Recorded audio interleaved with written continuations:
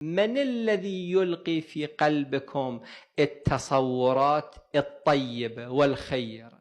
الله تعالى في هذه الآية الكريمة يقول: ورحمتي وسعت كل شيء. فهذه الرحمة الإلهية العامة لا يشذ منها أي موجود من الموجودات، وكل موجود من الموجودات مشمول لهذه الرحمة الإلهية العامة بلا استثناء. الإمام المهدي عجل الله تعالى فرجه مظهر الرحمة الإلهية الخاصة. في هذا المقام كالمقام الأول توجد أيضا 3 نقاط. النقطة الأولى أن القرآن الكريم يثبت أن وراء الرحمة الإلهية العامة رحمة إلهية خاصة.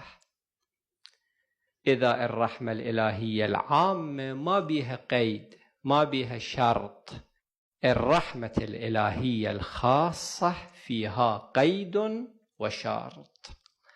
الله سبحانه وتعالى يقول في آية في سورة الأعراف: فسأكتبها، يعني الرحمة للذين يتقون. هذه ليست الرحمة العامة التي وسعت كل شيء، هذا نمط آخر من الرحمة. فسأكتبها للذين يتقون إلى آخر الآية الكريمة. في آية أخرى الله سبحانه وتعالى يقول: والذين اهتدوا زادهم هدى. هذه زيادة الهدى مشروطة بشرط، وهذا الشرط هو شرط الهداية. هذه النقطة الأولى. النقطة الثانية: الرحمة الإلهية الخاصة لها روافد تبعا للقانون العام. الله تعالى أبى أن يجري الأمور إلا بأسبابها. روافد الرحمة الإلهية الخاصة ما هي؟ المتقون الأخيار رافد من روافد الرحمة الإلهية الخاصة. العلماء الأبرار رافد من روافد الرحمة الإلهية الخاصة. الملائكة شنو دورهم في هذا الكون؟ إحدى أدوار الملائكة في هذا الكون، وهذا الدور يحل مشكلة ومعضلة فكرية لم يستطع الإنسان أن يحلها. فاقد الشيء لا يعطيه. من الذي يلقي في قلبكم التصورات الطيبة والخيرة؟ أنتم كنتم فاقدين لهذا التصور، من الذي ألقاه في قلبكم؟ هذا السؤال ما إله جواب.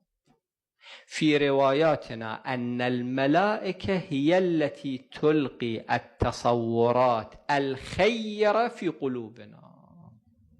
أنتم قاعدين مرة تفكرون أن تقوموا وتصلوا ركعتين، من اللي ألقى هذا الخاطر في قلبكم؟ الملائكة.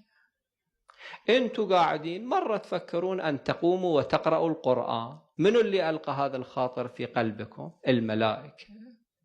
تقذف التصورات الطيبة والخيرة في قلوب المؤمنين. إذن الرحمة الإلهية الخاصة لها روافد. النقطة الثالثة والأخيرة: أن المنبع الذي تنتهي إليه جميع هذه الروافد هو وجود الإمام المهدي عجل الله تعالى فرجه. هذا هو المنبع الذي تستمد منه جميع هذه الروافد. إذن في الواقع المنبع الذي تنتهي إليه روافد الرحمة الإلهية العامة، والذي تنتهي إليه روافد الرحمة الإلهية الخاصة هو الإمام المهدي عجل الله تعالى فرجه.